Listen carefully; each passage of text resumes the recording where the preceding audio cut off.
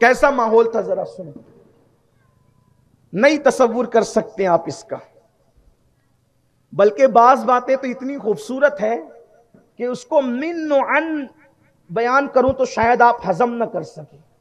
اور ہمارے بزرگوں نے مجھے کہا ہے کہ جتنا ہضم اتنی ہی ڈوز دیا کر، اس سے زیادہ مت دیا کر.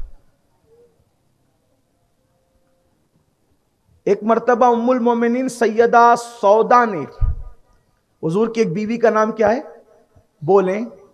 سودا. کیا نام ہے؟ سودا. سین واو دال الف، سودا رضی اللہ تبارک و تعالی عنہا وسلام اللہ علیہ. سیدہ سودا رضی اللہ تبارک، الف نہیں ہے، ہا ہے جی. سودا. ایک دن انہوں نے حضور کا خیال کرتے ہوئے حلوہ بنایا، اور حضور کو حلوہ بہت پسند تھا. اللہ کے رسول علیہ السلام کو حلوہ بہت پسند، اور وہ جو حلوہ ہوتا تھا کبھی پنیر میں کھجور ڈال کر پکایا جاتا تھا، اسی طریقے سے کبھی شہد ڈال کر کے، یعنی جو نیچرل وہ جو مٹھاس ہوتی ہے وہ اس کے ذریعے سے میٹھا ہوتا تھا. حضور کو حلوہ پسند تھا، اس لیے ہم لوگ کو بھی پسند ہے. ام المومنین سیدہ عائشہ فرماتی کہ حضور کو شہد اور حلوہ بہت پسند تھا، اس لیے ہم لوگ موقع کی تلاش میں رہتے ہیں کہ کوئی موقع آئے تو بنا لیں. تو اسی لیے ہمارے لیے پھر موقع آتے ہیں تو شب برات میں بنا لیتے ہیں. ہاں، لیکن اس امت کو کیا کہا جائے کہ یہ حلوے پہ بھی لڑتے ہیں. کچھ کہتے بنانا چاہیے، کچھ کہتے نہیں بنانا چاہیے. دنیا کہاں جا رہی ہے؟ اب اسی حلوے پہ لڑ رہے ہیں، بنانا چاہیے نہیں بنا. حالانکہ 364 دن سب برابر ادھر ادھر سے کھاتے ہیں، 65ویں دن بھی اگر مل جائے تو کھا لیں، لیکن تقریر میں ضرور کہیں گے نہیں بنانا چاہیے. ٹھیک ہے چلیں، لڑتے کی وہ یار. میں تو لوگوں سے کہتا ہوں محبت کر. دیکھو یہ محبت کی بات کر رہا ہوں. اتنی چھوٹی چھوٹی بات پر بھی لوگ کہتے ہیں کہ یہ مت کرو وہ مت کرو. میں کہا ٹھیک ہے بھائی، تم نے نہیں کرنا مت کرو، دوسرے کرتے کرنے دو. کہ نہیں یہ بدعت ہے. میں نے کہا کہ ثابت ہی نہیں کر سکتے، اس لیے کہ بدعت کی تعریف علماء اہل سنت جو کرتے وہ یہ ہے کہ رسول اللہ کی سنت کے خلاف کوئی نیا کام ایجاد کرنا یہ بدعت ہے. ایک جامع تعریف. حضور کی جو سنت ہے اس کے خلاف کوئی بھی نیا کام آپ شروع کریں گے حضور کی سنت کے خلاف میں، اگینسٹ میں، اپوزٹ میں، وہ بدعت ہے. بہرحال چلیں، جس کو بنانا ہے بنائیں، جس کو نہیں بنانا ہے نہیں بنائیں. حلوے کی خصوصیت یہ ہے کہ اگر غمگین دل والے لوگ حلوہ کھائیں تو ان کے دل کو فرحت ملتی ہے. اب آپ سوچتے ہیں یہ شب برات بھی تم لوگ کیوں بناتے ہو؟ تو رات کو شب برات میں بزرگوں کا معمول تھا اللہ کی خشیت میں رونا، تو رو رو کر دل حزن و ملال میں ڈوب جاتا تھا، تو صبح کو حلوہ کھا لیتے کیونکہ وہ فرحت عطا کرتا. ہاں، اور شہد کی بھی برکت یہ ہے کہ اللہ کے رسول علیہ السلام فرماتے ہیں جو ایک مہینے کے اندر 30 دنوں میں 3 دن صبح کو پہلی غذا شہد کی شکل میں کھائے، یعنی شہد چاٹ لے پی لے، اس کو کبھی بیماری چھو کر بھی نہیں گزرے. شہد کی بہت برکت. اگر مل جائے تو کوشش کرو کہ روزانہ اپنی صبح شہد سے کیا کرو. اور یہ گارنٹیڈ شفا ہے، شفاء للناس.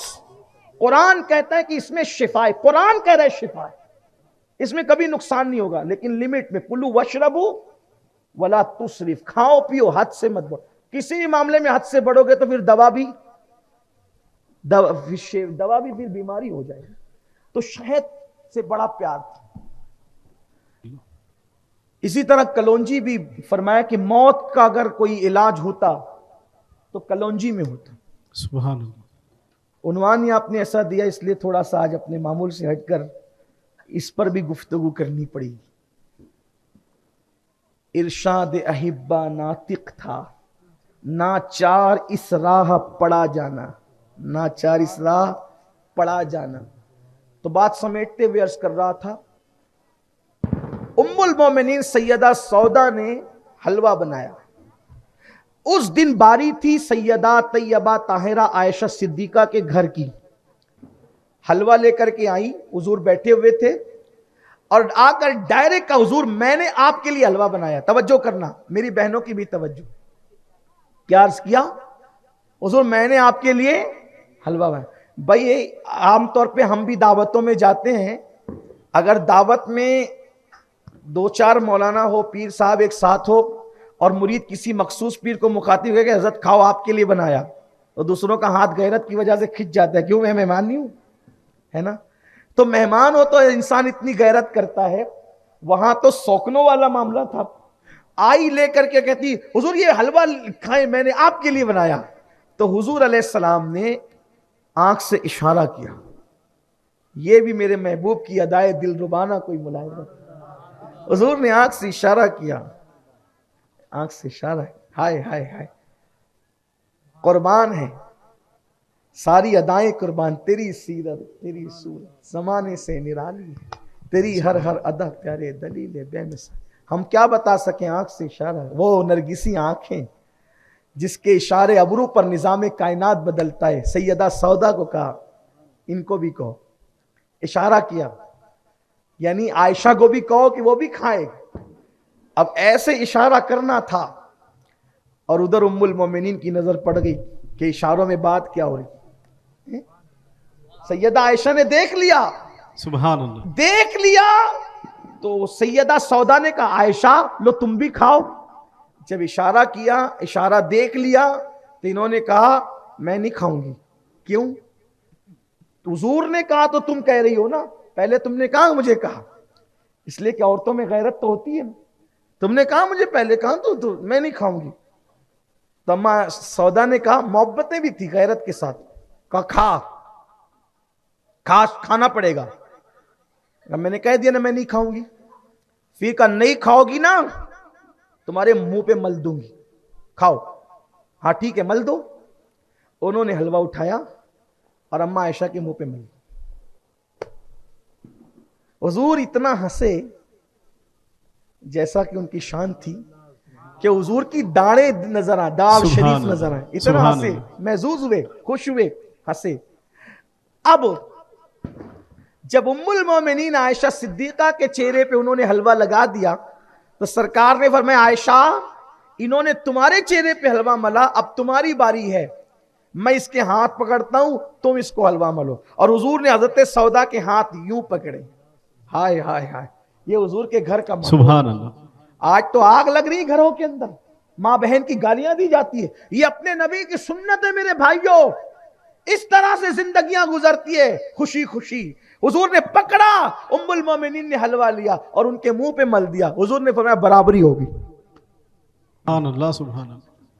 یہ ہے ازدواجی زندگی. آج کیا ہم ایسے گزارتے ہیں؟